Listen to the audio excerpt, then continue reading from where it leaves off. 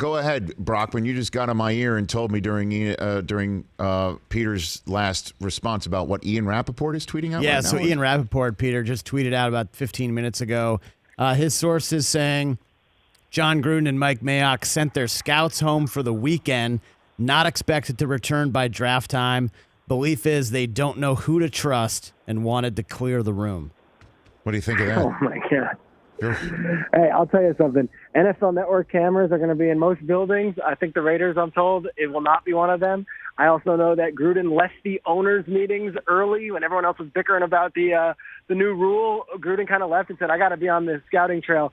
These guys are blazing their own trail with how they're handling this thing. And if that's what it is, where they just want the two of them to know their board and nobody else, that is a heck of a way to approach the draft.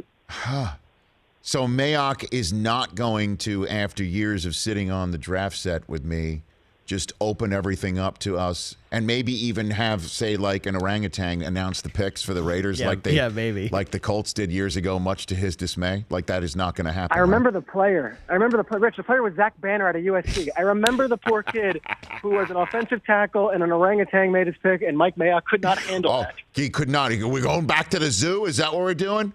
Oh, my gosh. Hey, Peter. I will miss that dearly. Me too. Gruden and Mayock have sent all the scouts home because they don't know who to trust. Coach Gruden and Mike Mayock sent their scouts home for the weekend, and they are not expected to return by draft time. The belief is they don't know who to trust and wanted to clear the room. Now, I will say this, having been around Mike, nobody in the draft world has more respect for scouts than that guy.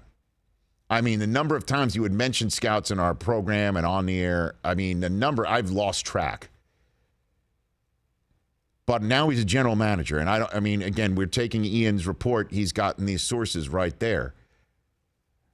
At this point in time, I think they've done their work. They've told Mike and John what they think. Now it's time for Mike and John to do their jobs. That's the way I'm viewing this. You could sit there and say they're paranoid and they don't know who to trust and there's something wrong in the front office. Even people come up to me and say, your guy's a general manager. That's pretty awesome. But it's not really his decision, is it? It's Gruden's decision. Might be. But Mike was hired by John because Mike and his draft board going into the draft, I couldn't wait to get my hands on it. And he worked it up until the last second, and I wasn't able to tweet it out, and I couldn't Instagram it out. No bueno. Nuh-uh. And coaches would call Mike to say, what's your draft board look like? Prior to them drafting their players in the real draft, they wanted to compare notes with this guy. And guess who has that draft board now? John Gruden. This guy's evaluation was so valuable amongst the NFL as a draft television analyst. Now he's got this for Gruden to look at. It's just the two of them. But people will spin it in a way like, hey, there's disarray. Mike was hired to do a job. The job's all set.